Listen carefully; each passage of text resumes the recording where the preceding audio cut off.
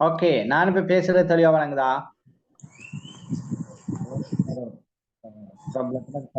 Okay, இப்ப வழங்குதா? விளங்குது. அப்ப நாங்க சொன்னோம் இந்த நிறைய சேலஞ்சஸ் என்ன செய்யறாங்களாம் சொன்னால் ஒரு ஒரு ஒரு ஒரு கெரியரை நோக்கி போறதுல அல்லது ஒரு தொழிலை தெரிவு செய்யறதுல அல்லது அந்த தொழிலுக்குரிய தகமைகளை வளர்த்துக் கொள்றதுல பல பிரச்சனைகளை இந்த பிள்ளைகள் எதிர்கொள்கிறார்கள். எனவே நாங்க அவைகளுக்கெல்லாம் வழிகாட்ட வேண்டிய தேவை இந்த பாடசாலைகளுக்கு மிக முக்கியமாக இருக்கிறத நாங்க பார்க்கிறோம். அப்ப ஒவ்வொருவருடைய தனிப்பட்ட இயல்புகளுக்கும் தேவைகளுக்கும் விருப்பங்களுக்கும் ஏற்ற வகையில நாங்க வழிகாட்டுறதுதான் இந்த தனியால் இந்த தொழில் வழிகாட்டல்ங்கிற ஒரு விஷயம். ஓகே, இப்ப அடுத்தது நாங்க பார்ப்போம் என்னன்னா இந்த குழு வழிகாட்டல் என்ற ஒரு விஷயம் இருக்கு. இப்ப பாடசாலை முறைமையில பெரும்பாலும் தனியாருடைய தேவைகளுக்கு ஏற்ற சில வழிகாட்டல்கள் இடம்பெறுகின்ற அதே நேரம் இந்த குழு வழிகாட்டல் செயற்பாடுகள் அதிக அளவு இடம்பெறுவதற்கான வாய்ப்புகள் அதிகம் இருக்கு. அல்லது பெரும்பாலான வழிகாட்டல்கள் இந்த பாடசாலைகள்ல குழு என்கின்ற அடிப்படையிலான இடம்பெறும். இப்ப குழு என்று சொல்லக்குள்ள நாங்க வயது பிரிவினர், அல்லது நீங்க சொன்ன மாதிரி ஓயல் எடுத்த மாணவர்கள் அல்லது ஏஎல் பரீட்சைக்கு தோற்றிய மாணவர்கள், அப்படியானவர்களுக்கு இந்த என்ன பரீட்சை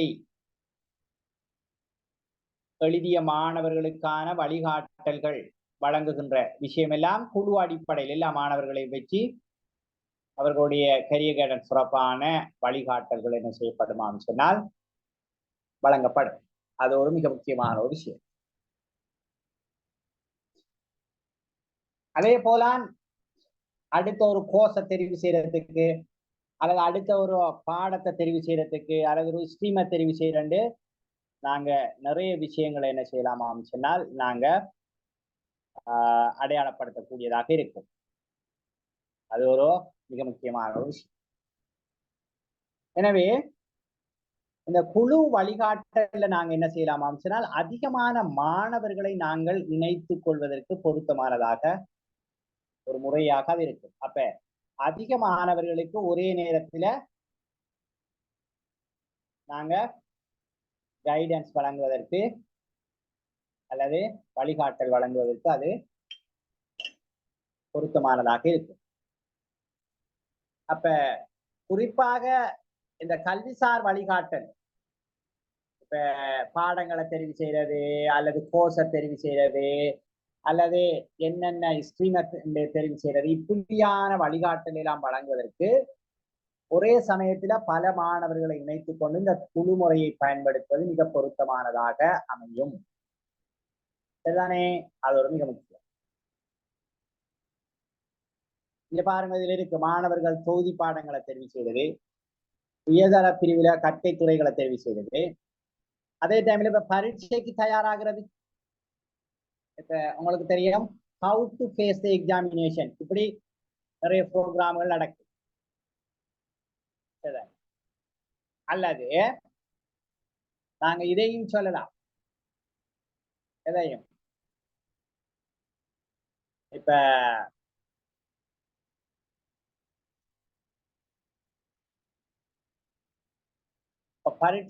பரீட்சைக்கு நாங்க எப்படி நாங்க தயாராகிறது, ப்ரிப்பேர் பண்றது, அல்லது ஒரு பரீட்சைக்கு எப்படி நாங்க முகம் கொடுக்கிறது, அல்லது ஒரு நீங்க சொன்ன மாதிரி ஒரு இன்டர்வியூ நேர்முக பரீட்சையை நாங்க எப்படி எதிர்கொள்றது, இப்படியான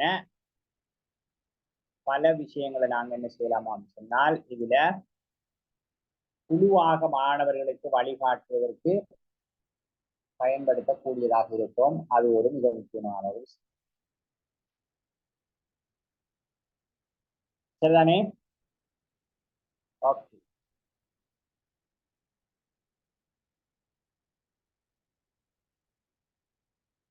அப்ப அப்ப பாடசாலையில அதிக அளவு இடம்பெறுகின்ற ஒரு முறைமையாக இந்த குழுமுறையை சொல்லலாம்.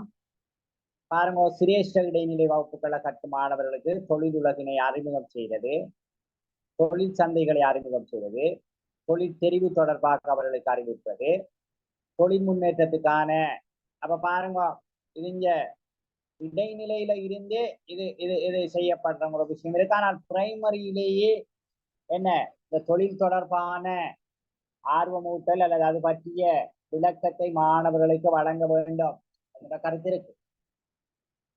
வழங்கிடா சொல்றது. ஆகவே இவைகளெல்லாம் எங்களுடைய பாடசாலைகளில் எந்த அளவு நடைபெறுகிறது என்பதுதான் மிக பிரதானமான வினாவாக இருக்கிறத நாங்க பார்க்கலாம். சரிதானே? முக்கியமான வினாவாக இருக்கிறத நாங்க பார்க்கக்கூடியதாக இருக்கு. ஓகே, அப்ப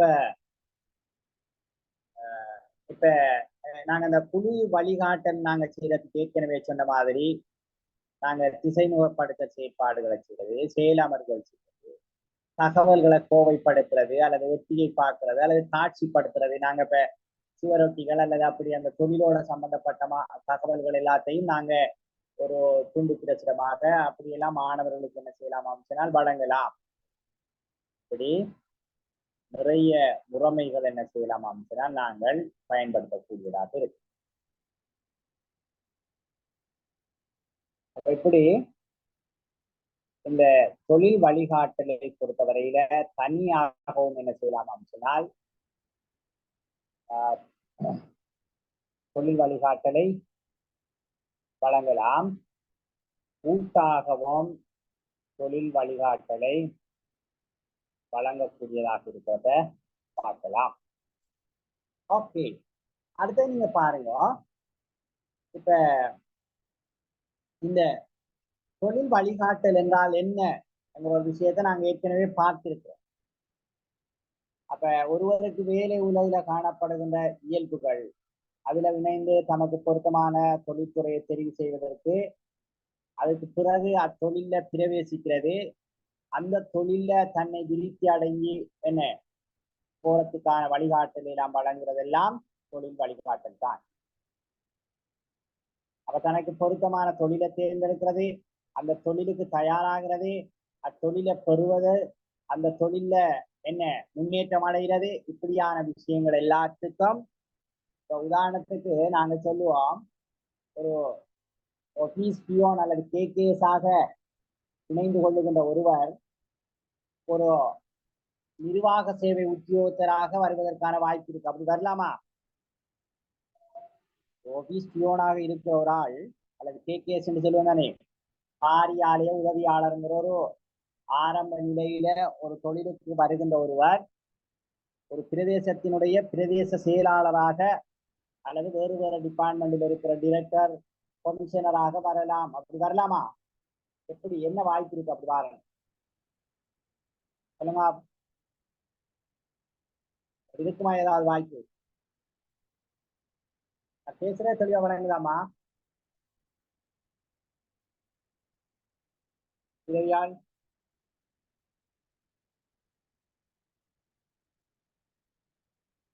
முஸ்லா இருக்கீங்களா? அப்படி வரலாமா? முதல் வரலாமா இல்லையான்னு சொல்லுங்க. வர மற்றது பாப்போம்.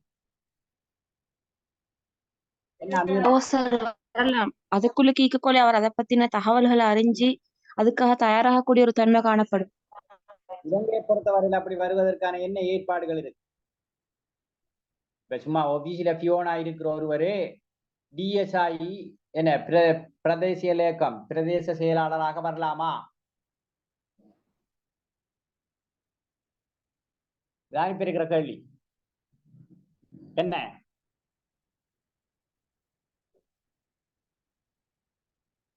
என்ன சொல்றீங்க? அழகா வரலாம். நான் சொல்றேன் கேளுங்க. அவர் ஒரு காரியாலய உதவியாளராகத்தான் பதவி பெற்றிருக்கிறார். அப்ப அந்த நாங்க சொல்லுவோம் தானே ஆபீஸ் பியோன் மாதிரி பதவி. இப்ப நேத்து அல்லது முந்த நாள் உள்வாரியாக இந்த மேனேஜ்மெண்ட் அசிஸ்டன்ட் சொன்னது இப்ப மேனேஜ்மெண்ட் ஆபீசர் சொல்றாங்க. அதாவது நாங்க கிளார்க் சொல்ற அந்த சர்வீஸ் நாங்க முன்பெல்லாம் கிளார்க் அதை சொல்லுவோம். இப்ப அதை மேனேஜ்மெண்ட் என்ன ஆபீசர் எல்லாம் சொல்றாங்க.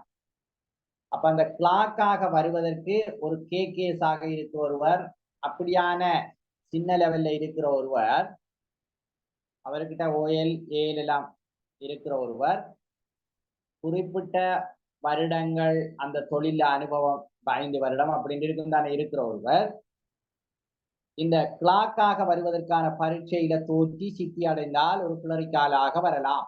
இப்ப நேற்றோ முந்த நாள் அதற்காக இலங்கையில விண்ணப்பங்கள் கோரப்பட்டிருக்கு. மட்டுப்படுத்தப்பட்ட இப்ப ஒன்றிற்கு திறந்த போட்டி பரீட்சை. திறந்த போட்டி பரீட்சை சொன்னால் இப்ப OLALோட டிரெக்டா வேற எந்த தொழிலையும் இருக்காம அவர் வெளியில இருந்த மாதிரி கிளரிக்கலுக்கு எக்ஸாம் எழுதி அப்படி போறது. இது நான் என்ன சொல்ல வேண்டால், இப்படி தொழில் அவர் கேஸ் அப்படியான தொழில இருக்கிறவரு, ஒரு சின்ன காரியாலய உதவியாளர் தொழில இருக்கிறவரு ஒரு கிளார்க்காக மாறுவதற்கு பரீட்சை எழுதுவதற்கு நேற்றோ அல்லது முந்த நாள் இலங்கையில விண்ணப்பங்கள் கோரப்பட்டது. அப்ப அதுல போட்டு ஒரு ஆள் எழுதி பாஸ் பண்ணி இன்டர்வியூ எல்லாம் முடிச்சாராம் என்றால், அதுல அவர் செலக்டட் ஆனாராம்னா அவர் ஒரு கிளார்க்காக மாறலாம். அது ஒரு விஷயம்.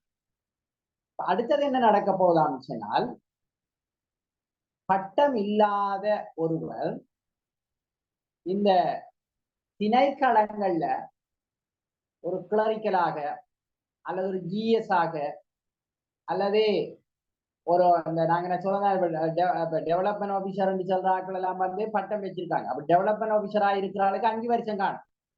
ஆனால் AL தகமையோட திணைக்களங்கள்ல ஒர்க் பண்றாள். அவர் ஒரு GS ஆக இருக்கலாம் அல்லது அவர் ஒரு என்ன ஒரு கிளார்க்காக இருக்கலாம். அப்படியான தொழில்கள்ல இருக்கிறார்கள். 10 வருட சேவையின் பின்னர், அப்ப 10 வருஷம் அவர் கிளார்க்காக ஒர்க் பண்ணிருக்கிறார்.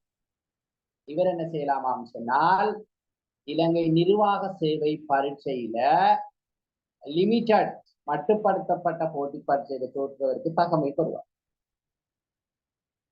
அப்ப அந்த பரீட்சைக்கு அவர் சரியாக ரெடியாகி அந்த பரீட்சையில அவர் சித்தி பெற்றாராம் என்றால், அவருடைய நேர்முக பரீட்சையிலையும் சித்தி பெற்று அந்த பதவிக்கு தெரிவு செய்யப்படுவதற்கான வாய்ப்பு இருக்கு.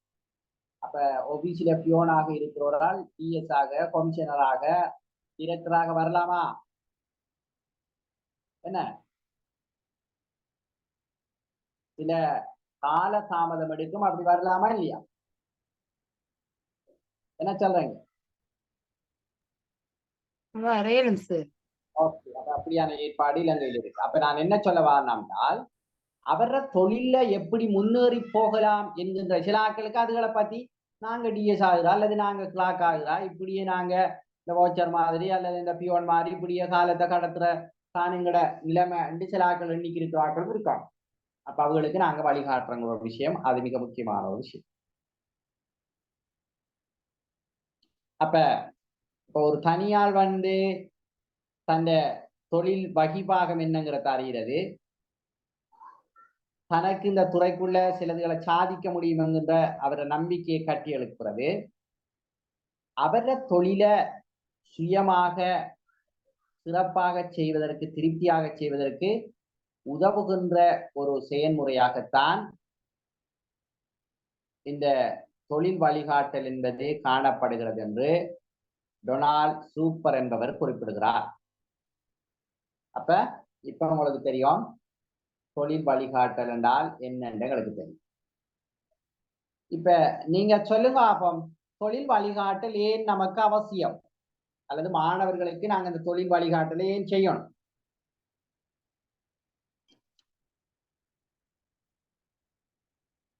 ஏதாவது சொல்லலாமா? நல்ல அமைதியான நீங்க எல்லாரும்.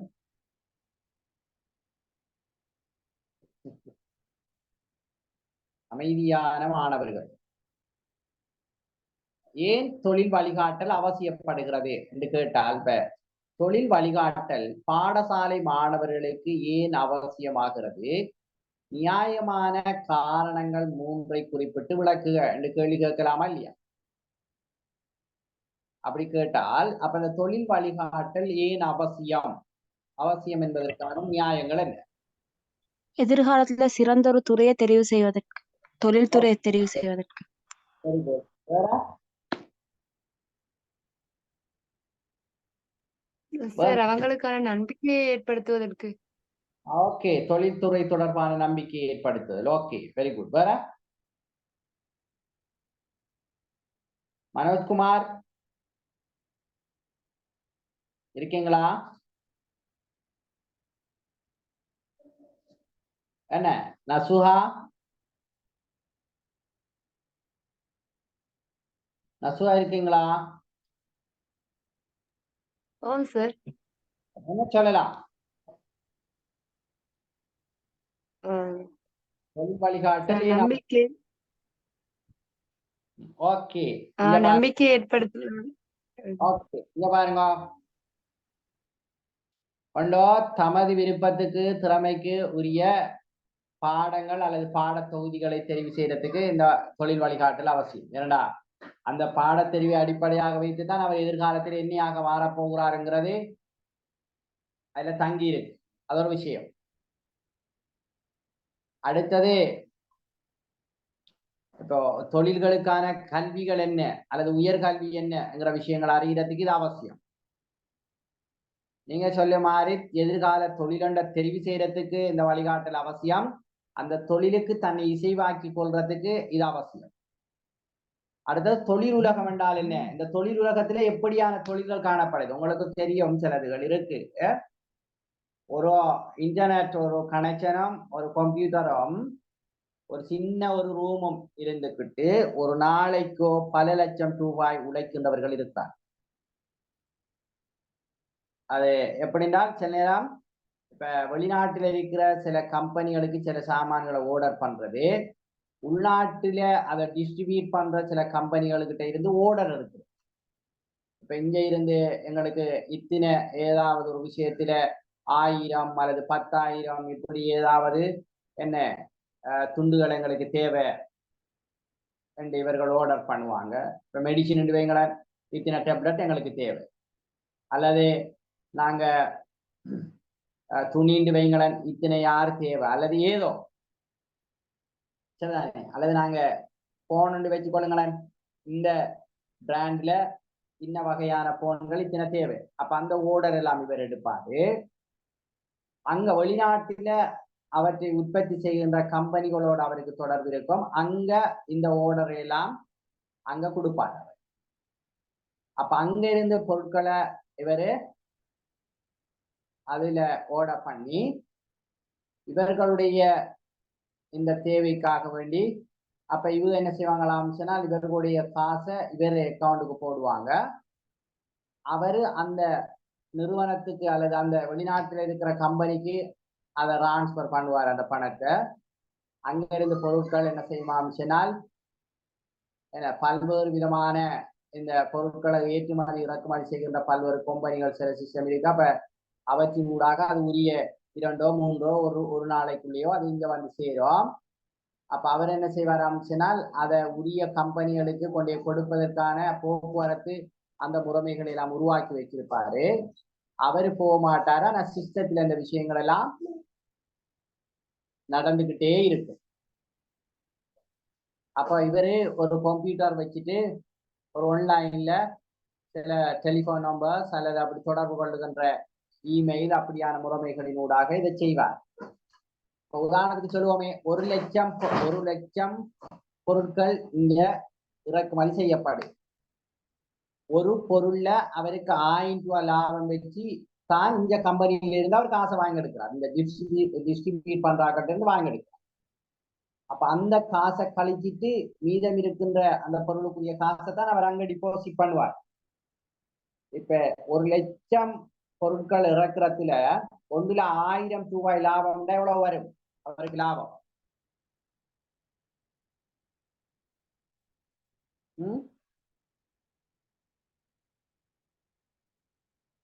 இப்ப 100 பொருட்கள் இறக்கினாலே அவருக்கு 1 லட்சம் லாபம் வந்துடும். அப்படியா என்ன? அப்படி வருமா? ஒரு பொருள்ல 1000 ரூபாய் லாபம் இருக்கான்னு சொன்னால் 100 பொருட்களை இறக்குமதி செய்து அந்த கம்பெனியை கொடுக்கறதால அவருக்கு 1,00,000 அவருக்கு லாபம் வருமா இல்லையா? நான் பேசுறது வழங்குதா?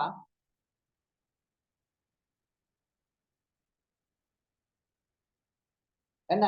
ஓ சார் விளங்குது சார். அப்ப எப்படி லாபம் பெறக்கூடிய பல்வேறு முறைமைகள் காணப்படுது.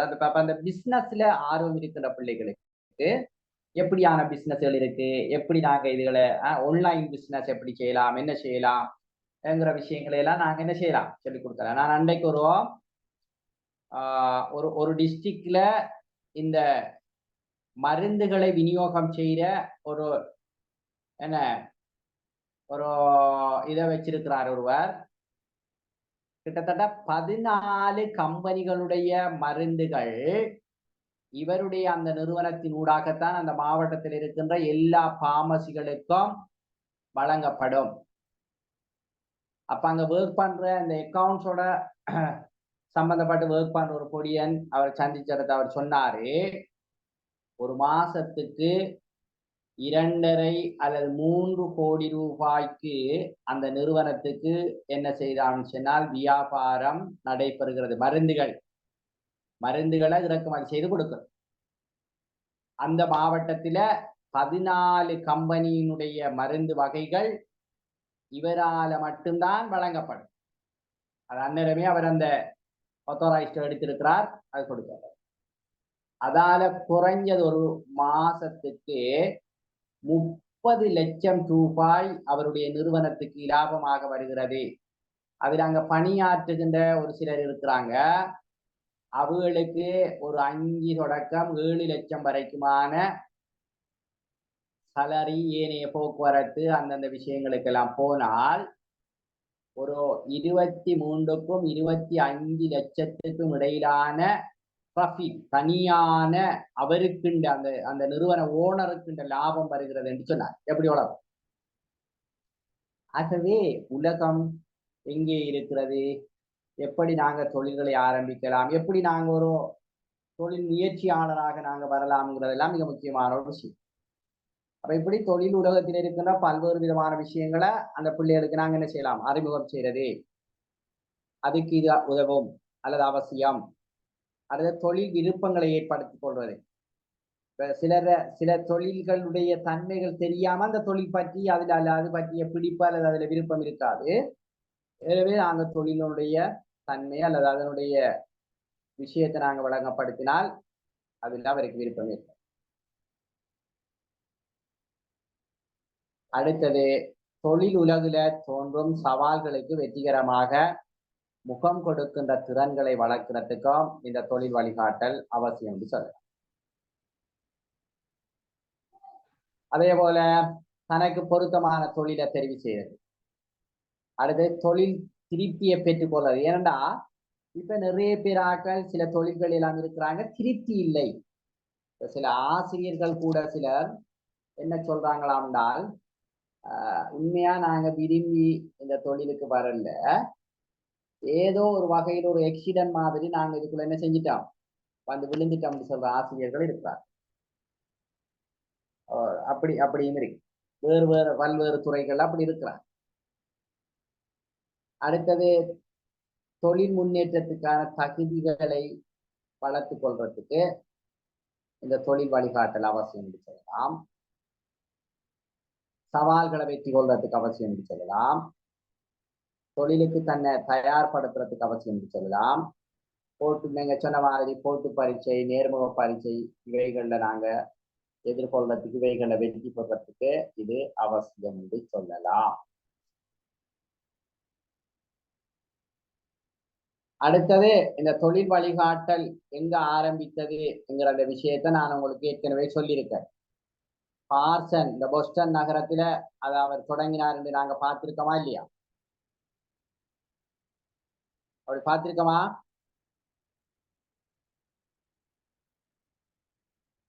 என்ன இந்த பார்சனிய மெத்தட் என்று நான் சொல்லியிருக்கிறேன். பார்சன் தான் ஒரு முறைமைப்படுத்தப்பட்ட வகையில இந்த கைத்தொழில் புரட்சி, உலகமயமாதல் என்கிற இப்படியான சில விஷயம், நகரமயமாதல் என்கிற விஷயங்களின் ஊடாக பலர் தொழிலை இழக்கிறார்கள். பல கிராமத்தில் இருக்கிற இளைஞர்கள் நகரத்தை நோக்கி செல்கிறார்கள். எனவே அதுகளை அடிப்படையாக வைத்து தொழில் இல்லா பிரச்சனை ஒன்று வருகிறது. அதை நிவர்த்தி செய்யறதுக்கு தொழில் வழிகாட்டலை வழங்குகின்ற ஒரு முறைமைப்படுத்தப்பட்ட சேவையை அல்லது முறையை உருவாக்கியவர் இந்த பார்சன் என்று சொல்றார். அப்ப அதுல இருந்துதான் இந்த தொழில் வழிகாட்டல்ங்கிற ஒரு விஷயம் வருது. இப்ப உலகத்தை பொறுத்தவரையில பல்வேறு மாற்றங்கள் அவ்வப்போது ஏற்பட்டு வந்தது. எனவே 50களில் ஏற்பட்ட மாற்றம், அந்த மறுமலர்ச்சிங்கிற அடிப்படையில இலங்கை பாடசாலைகளிலேயும் இந்த தொழில் வழிகாட்டல்ங்கிற விஷயம் 1950களிலேயே ஆரம்பிக்கப்பட்டதாக சொல்லப்படும். 1957ஆம் ஆண்டைய 10ஆம் இலக்க சுற்று நிறுவனம் இந்த பாடசாலைகள்ல தொழில் வழிகாட்டல் நடத்துவது தொடர்பாக சொல்லுது. அதே போல 1983 இலங்கையில எவின் மித்ரோ என்று ஆரம்பிக்கப்பட்ட தொழில் வழிகாட்டலுக்கான நிறுவனம் இருக்கிறத நாங்க பார்க்கலாம். அதே போல 2003ஆம் ஆண்டு 6ஆம் இலக்க சுற்று நிறுவனம், 2006ஆம் ஆண்டு 16ஆம் இலக்க சுற்று நிறுவனம், அதே போல 2017ஆம் ஆண்டைய 37ஆம் இலக்க இந்த 13 வருட உத்தரவாத கல்வி திட்டம் அல்லது தொழில் வழிகாட்டல் தொடர்பான சுற்று நிருபம், இவைகளெல்லாம் இலங்கை பாடசாலையில இந்த தொழில் வழிகாட்டலை நடைமுறைப்படுத்துறதுக்கு கல்வி அமைச்சாளர் விசேடமாக என்ன உருவாக்கப்பட்ட அல்லது கொண்டு வரப்பட்ட சுற்று நிருபங்கள் இருக்கிறது என்கின்ற அந்த விஷயங்களை எங்களுக்கு தெளிவுபடுத்துறத பார்க்கலாம். எனவே ஒரு நீண்ட வரலாற்று வளர்ச்சியை கொண்டிருக்கின்ற ஒரு துறைதான் இந்த தொழில் வழிகாட்டல் துறை என்று நாங்க சொல்லக்கூடியதாக இருக்கு. சரிதானே?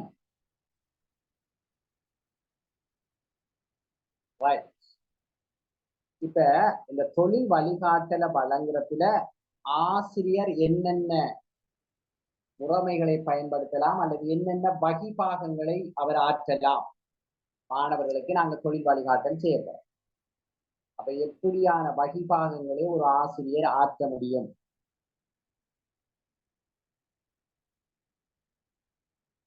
சத்தத்தை காணவில்லை, என்ன சொல்லலாம்?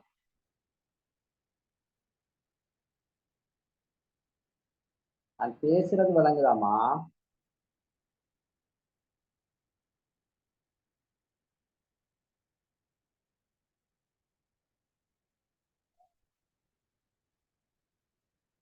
என்ன நான் நான் நான் சொல்றது விளங்குதா உங்களுக்கோ? ஓ சார் விளங்குது. என்ன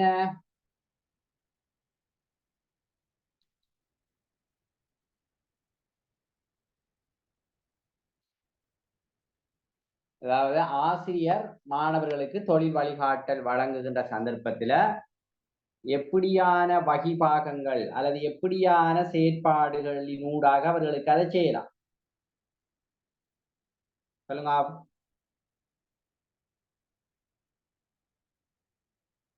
என்ன செய்யலாம்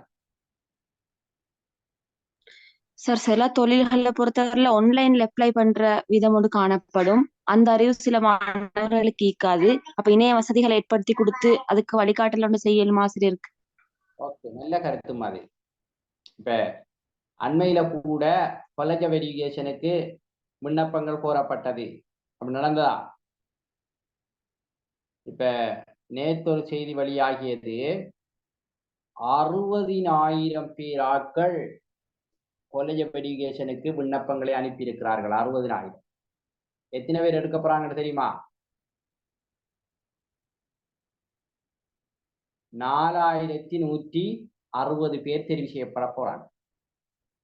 அப்ப 4,160 பேரை தெரிவு செய்வதற்கு 60,000 பேர் என்ன செஞ்சிருக்கிறாங்களாம் சொன்னால் அப்ளிகேஷன் விண்ணப்பங்களை சமர்ப்பித்திருக்கிறார்கள்.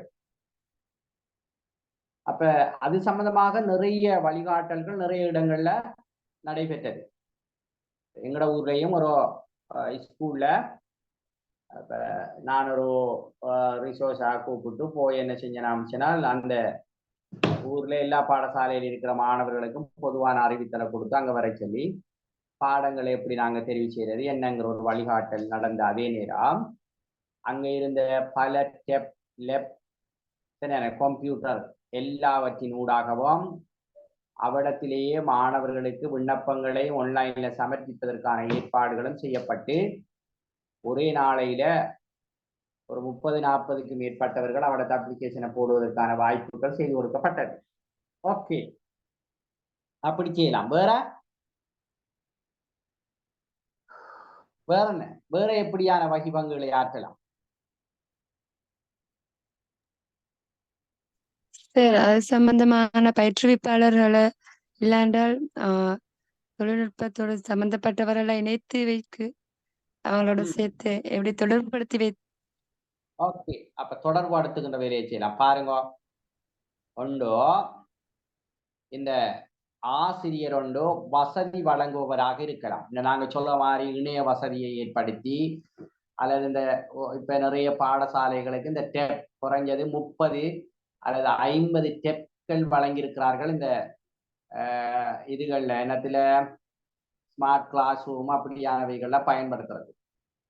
எனவே அப்படியான அந்த ஆன்லைன்ல சமர்ப்பிக்கக்கூடிய அந்த விஷயங்களை வழங்கி நாங்க வசதி அளிப்பவராக இருக்கலாம். அது ஒரு வகிபாகம்.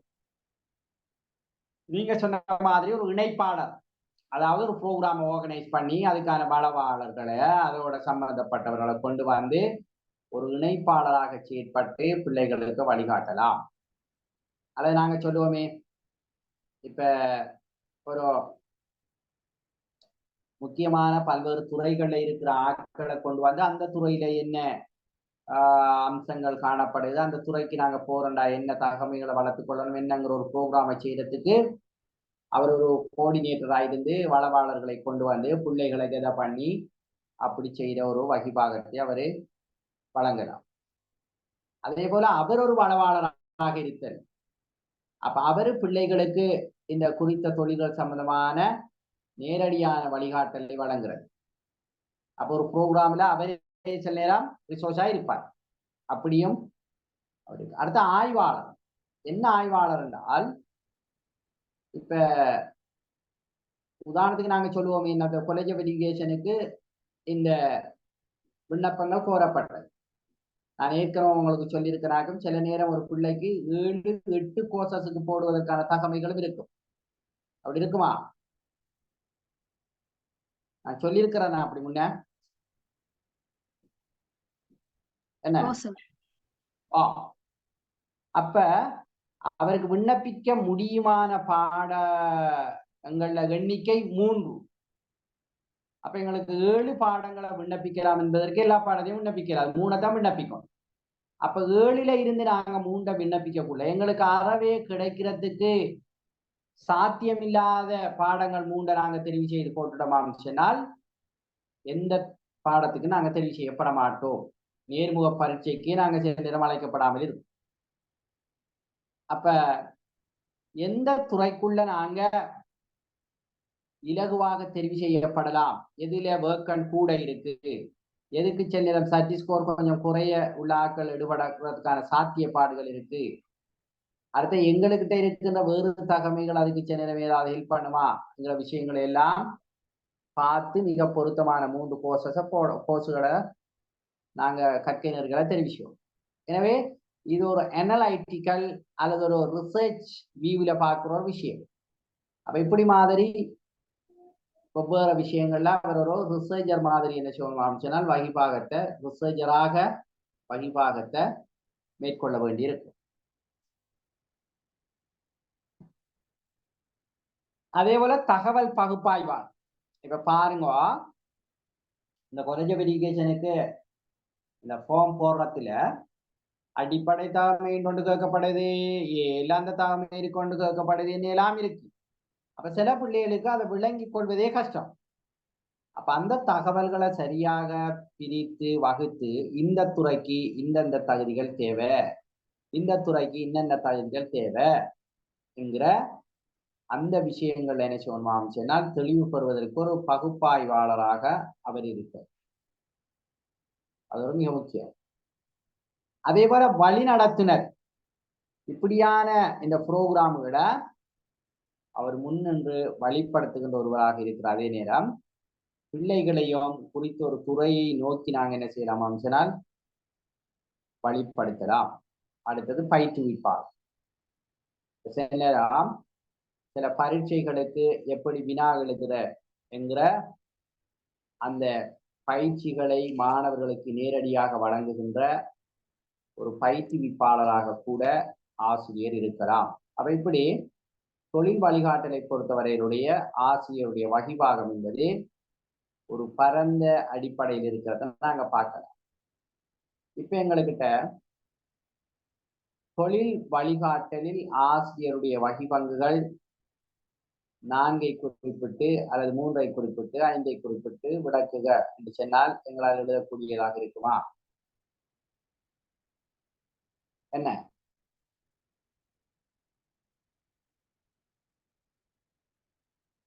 என்ன சொல்லுங்க? உஷார் கொஞ்சம் காணாம தான் இருக்கிறேன். என்ன அப்படி கேள்வி கேட்டால் விட சொல்லலாமா மீரா? ஓ சார். ஓகே.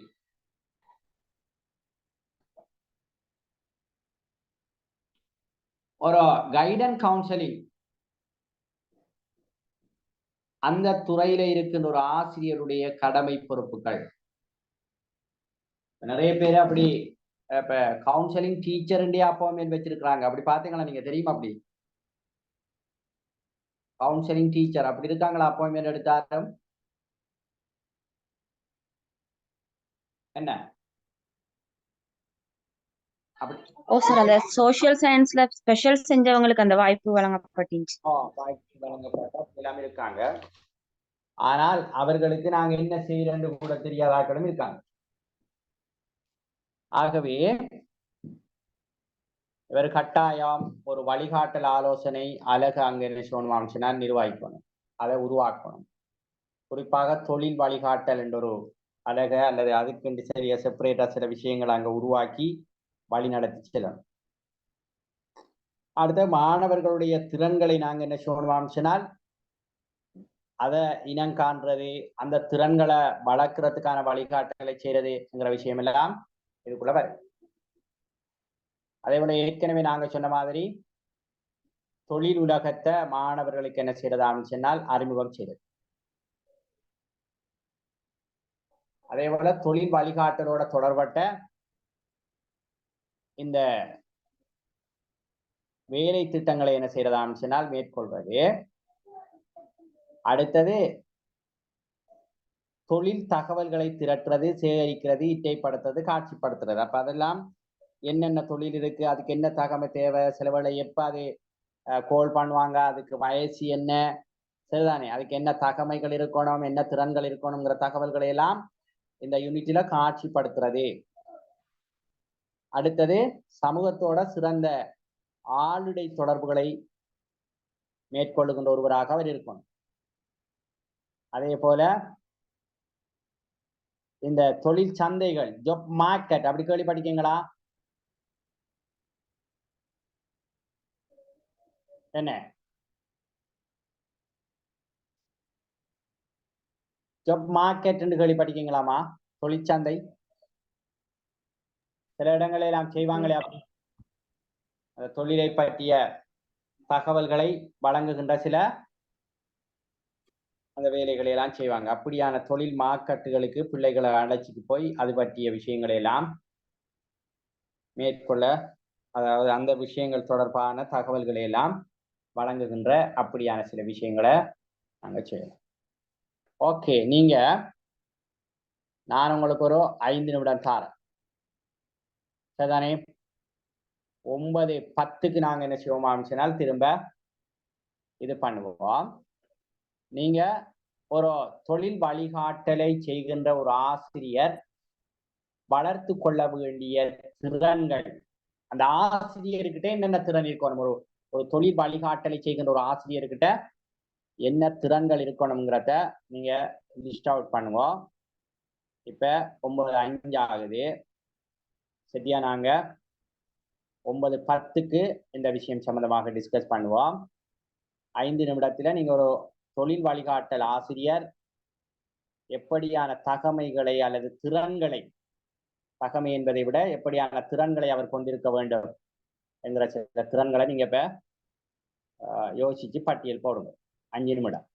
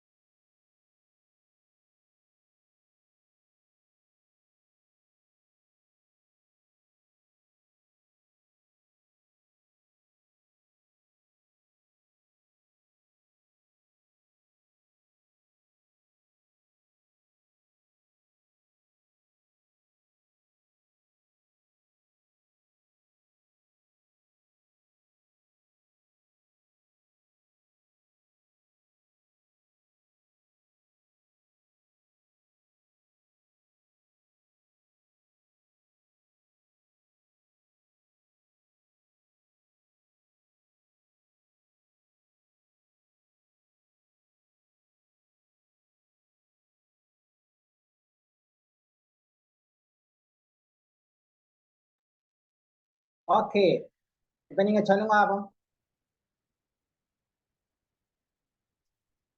அமீராவும் மனோஜ்குமார் மட்டும்தான் இருக்கீங்க, அப்படியா? எங்க மத்தாக்களுங்க போயிட்டாங்களா? இப்ப இந்த ஒரு தொழில் வழிகாட்டலை செய்கிற ஒரு ஆசிரியர் வளர்த்து கொள்ள வேண்டிய திறன்கள் என்று நாங்க என்ன சொல்லலாம்? அதான் நான் சொல்லிட்டு போனேன். என்ன? ஓ சார், இப்ப எங்களுக்கு தெரிஞ்சது ஆசிரியர் தொழில் மட்டும்தானே. அப்ப எங்களுக்கு வேற என்னென்ன தொழில்களை பத்தி தெரிஞ்சு தேடிக்கொள்ளலும்னு சொல்லி அதை பத்தின அறிவையும் பெற்றுக்கொண்டு மாணவர்களுக்கு ஒரு வழிகாட்டினா அவங்களுக்கு அது லேசாய்க்கும். Okay, very good. வேற சார், ஒரு அடுத்தது அவர் ஆசிரியர் வந்து தூர நோக்கு கொண்டவரா இருக்க வேண்டும். இப்ப சில நேரம் அதுக்கான இப்ப நீங்க சொல்றது ஓகே, அப்படியான அது அறிவு, அது பற்றிய தெளிவு, அடுத்தது ஒரு ஒரு மிஷன் இருக்கின்ற ஒரு ஆளாக இருக்கும். அதே நேரம் இந்த விஷயத்தை செய்யறதுக்கு அவர்கிட்ட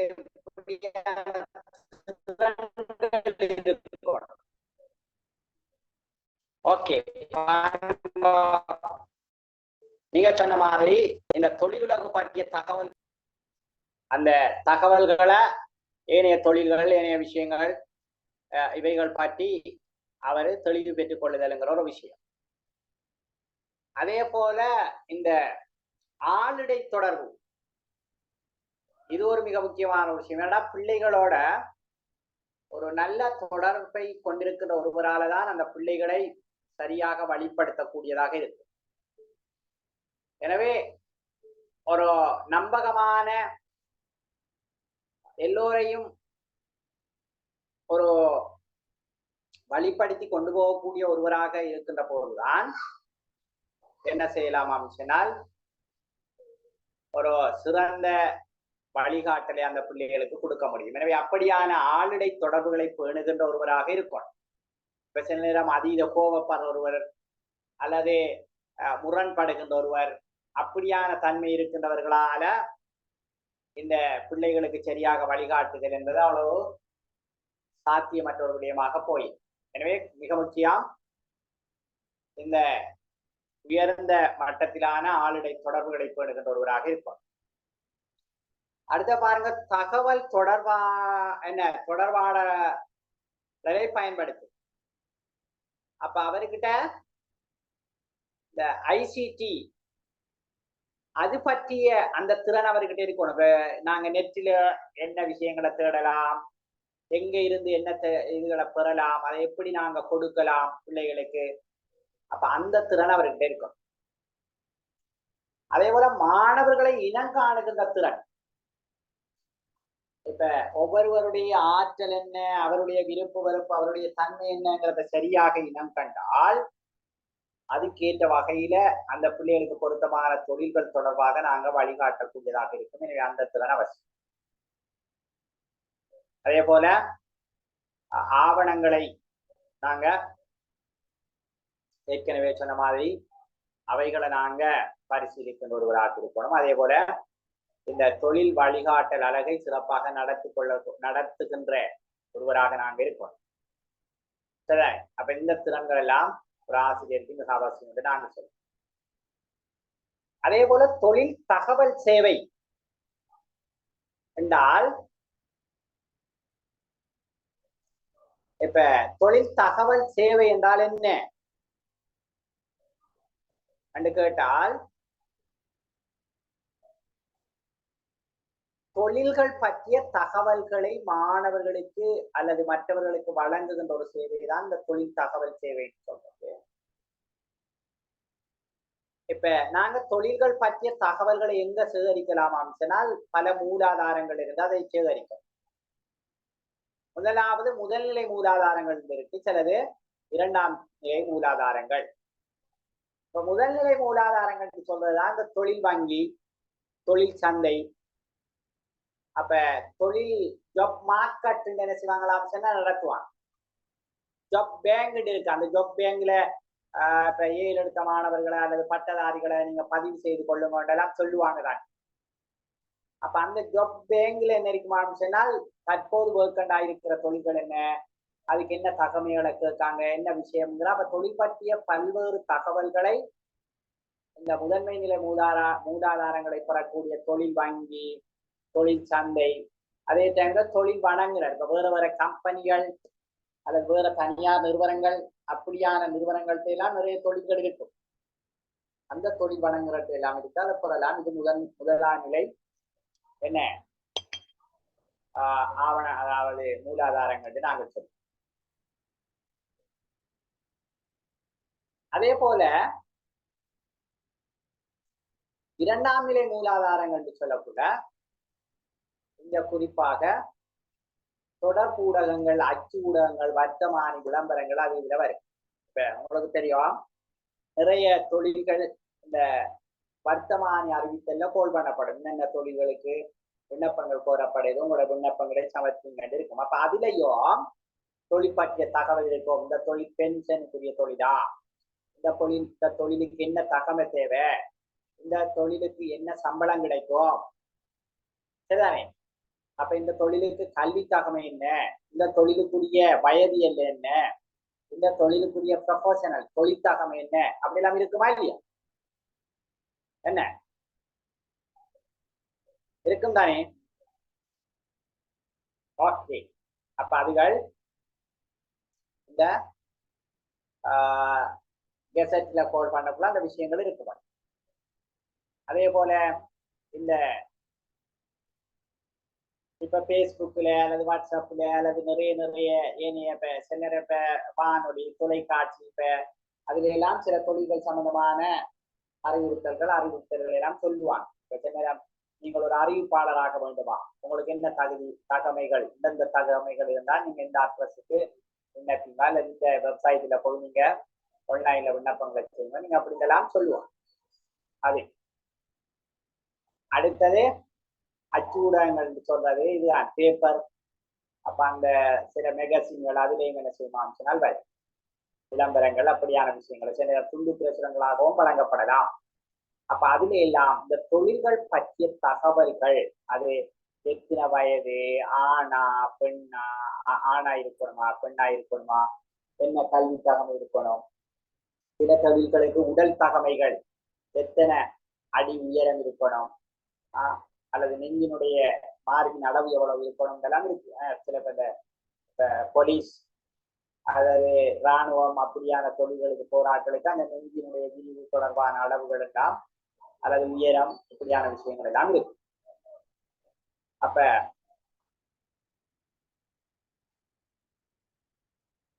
இப்படியான தொழில் தகவல்களை எல்லாம் பெற்று அதை ஒரு ஒழுங்குபடுத்துற வேலை செய்யணும். சும்மா அங்கே அந்த தொழிலுக்கான வயது இந்த அல்லது இப்படி மாறி எல்லாம் கிடைக்காம ஒரு குறிப்பிட்ட ஓனராக எல்லா விஷயங்களையும் தொகுத்தெடுத்தல் என்பது முக்கியம்.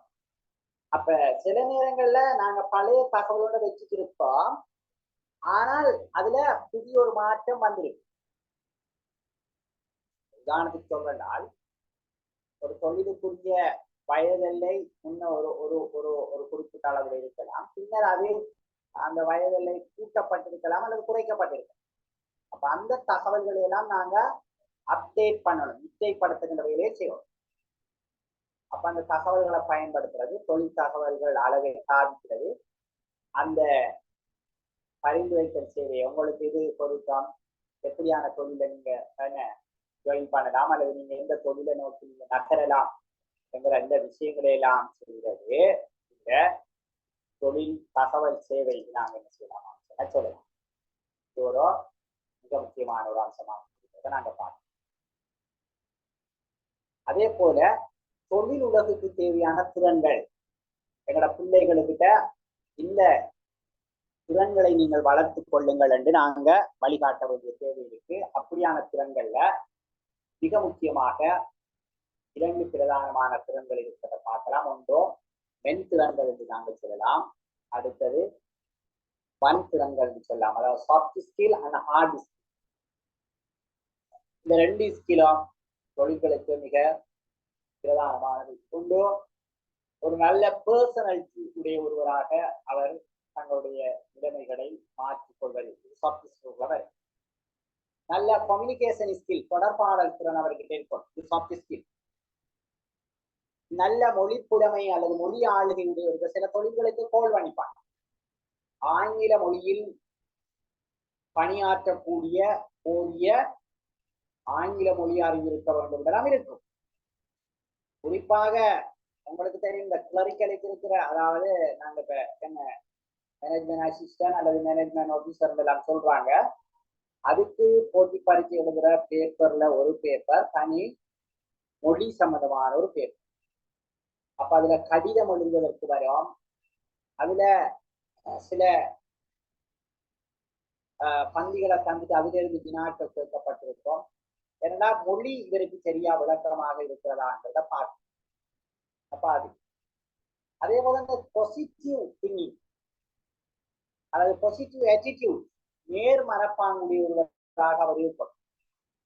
இப்ப இன்னைக்கு எமோஷனல் இன்டெலிஜென்ஸ், அவருடைய எமோஷனல் மனவெளிச்சிகளை எப்படி அவர் சரியாக கட்டுப்படுத்துகிறார், எப்படி அவர் மனவெளிச்சிகளை சரியாக மேனேஜ் பண்றாருங்கிற விஷயங்கள் பல தொழில்களுக்கு ஆட்சேர்க்கப்படுகிறது. எனவே இதெல்லாம் இந்த சாஃப்ட் ஸ்கில் கூட சம்மந்தப்படும். இப்ப மனிதாபிமானம், குளிச்சேற்பாடு, நேர முகாமைத்துவம், இப்ப சில விஷயங்கள் எல்லாம் இப்ப எந்த அளவுக்கு சொன்னால், இப்ப சில தொழில்களுக்கு ஆட்களை சேர்க்கின்ற போது அவர் கதிரையில எப்படி உட்காருகிறார் என்பதை கூட பார்த்து அவரை பர்சனாலிட்டிக்கு சுற்றி போற ஒரு விஷயம் இருக்கு. நீங்க SLES அந்த பரீட்சையெல்லாம் பாஸ் பண்ணிட்டு இன்டர்வியூக்கு போனால் 3 பெனல் இருக்குமாங்க. முதல்ல அந்த டாக்குமெண்ட்டை பார்க்க ஒரு இன்டர்வியூ இருக்கும். அதுக்கு பிறகு 3 பெனல்களுக்கு, அது இப்போ ஒவ்வொரு காலம் மாற்றப்படலாம், கடைசியாக நடந்துட்டு அப்படிதான் நடந்தது. அப்ப 3 பெனல் இருக்கும். ஒவ்வொரு பெனலுக்கும் போய் அங்க கேட்கப்படுற கேள்விகள் அல்லது சில விஷயங்களை நாங்க அங்க பேச வேண்டியிருக்கும். ஒவ்வொரு பெனலையும் புள்ளி போடப்படும். முதலாவது பெனலுக்கு போய் அந்த சில செஞ்சுட்டு 2வது பெனலுக்கு போறது கடையில ஒரு கதிரையில கொஞ்சம் வெயிட் பண்ணுங்கன்னு அவர்கிட்ட இருக்க வைப்பான். அங்க வேற ஏதோ ஒன்று நடக்கிற மாதிரி இருக்கும். அங்க ஒன்று நடக்கிறத இவர் இந்த கதிரையில் எப்படி உட்கார்ந்து இருக்கிறார் என்பதை அவதானித்து அவரை பர்சனாலிட்டிக்கு புள்ளி போறதுக்கு தான் அது ஆக்களுக்கு சரியா ஏதோ ஒன்று எங்களை வெயிட் பண்ண சொல்றாங்க அப்படி இருப்பாங்க. அப்ப எந்த அளவுக்கு ஆரம்பிச்சனால் இந்த ரெஸ்ட் பண்றது எங்களை உடை அணிவது கூட இந்த மென்சுரன்ஸ்ல ஒரு மெச்சான ஆடை அணிகிறது, பொருத்தமான ஆடை அணிகிறது, ப்ரொபோஷனலுக்கு ஏற்ற ஆடை அணிகிறது, இப்படி பல விஷயங்கள் இருக்கு. உதாரணத்துக்கு நாங்க சொல்லுவோம், ப்ரௌன் கலர்ல ஒருவர் சப்பாத்து அணிந்திருக்கிறார் என்றால் அவருடைய பெல்ட்டும் ப்ரௌன் கலர்ல இருப்பதுதான் மிக பொருத்தம். பிளாக்ல கருப்பு கலர்ல அவரு பெல்ட், அதாவது ஒரு பெல்ட்டை போட்டு இருக்கிறார் என்றால் அவருடைய சப்பாத்தும் கருப்பு கலர்ல இருக்கிறதுதான் மிக பொருத்தம். அது கூட இந்த சாஃப்ட்வேரோட சம்பந்தப்பட்ட ஒரு விஷயமாக அவருடைய நடை, உடை, பாவனை, அவருடைய செயற்பாடு, பல விஷயங்கள் அவர் நேரத்துக்கு கர்மமாக அப்படி விஷயங்களை நாம் வளர்த்துக் கொள்வதே நாங்கள் சில தொழில்களை பெறுவதற்கு எங்களுக்கு அதே ஹெல்ப் பண்ணுகின்ற திறன்களாக இருக்கிறது, மென்திறன்களாக இருக்கிறது நாங்க பார்க்கலாம். ஜப்பானில் நாம் பொறுத்தவரையில மாணவர்களை பாடசாலைக்கு சேர்த்தால் முதல் 3 வருடங்களும் இந்த எழுத வாசிக்கிற இந்த நாங்க தொடங்கி நாங்க டாக்டராகிறதுக்கு தானே நாங்க பிள்ளைகளை பயிற்றுவிக்கிறோம். ஆனால் அங்க சாஃப்ட் ஸ்கில்ல தான் என்ன செய்யறாங்களாம் கிட்டத்தட்ட 3 வருடங்கள் படிக்கிறாங்க. செயற்பாடுகள், ஒரு பொருளை எப்படி எடுக்கிறது, ஒரு பொருளை எப்படி வைக்கிறது, எப்படி மற்றவர்களோடு நாங்க உரையாடுறது, எப்படி ரெஸ்ட் பண்றது, இப்படியான விஷயங்கள் தான் நாங்க இப்ப உதாரணமாக சம்பந்தமான சில விஷயங்கள் எல்லாம் அதுல கற்றுக்கிறோம். உதாரணத்துக்கு சொல்லுவோமே, கத்தி ஒரு விஷயம் வீட்டில் இருக்கிறது கத்தி. ஜப்பான் ஒரு வீட்டை எடுத்துக்கொண்டால் கத்தி என்றால் ஒரு இடத்த இருக்கு. அதுல இப்ப தாய் கத்தி எடுத்தாலும் அதே இடத்துல கொடுக்க வைப்பார், தந்தை எடுத்தாலும் அங்க இருக்கும், பிள்ளைகள் எடுத்தாலும் அங்க இருக்கு. இப்ப கத்தின்னு சொல்லி 1 நிமிடத்துக்குள்ள அந்த கத்தி உரிய இடத்துல இருந்து எடுக்கிறார். எங்கட சில வீடுகள்ல கத்தியை கேட்டு பாருங்க, ஆகும் எத்தனை மணிக்கு ஆரம் எடுக்கும். நேரம் நாள் கணக்கு தேட வேண்டிய வீடுகளும் இருக்கு. ஓமா இல்லையா? என்ன சொல்றால் பேசுறது கொஞ்சம் தெளிவில்லாம இப்ப வழங்கலையாமா? நான் பேசுறது இப்ப வழங்கலையா? இப்போ ஓகே சார். அப்படி அந்த சாஃப்ட் ஸ்கில்ங்கிற விஷயத்துக்குள்ள நிறைய விஷயங்கள் வரும்.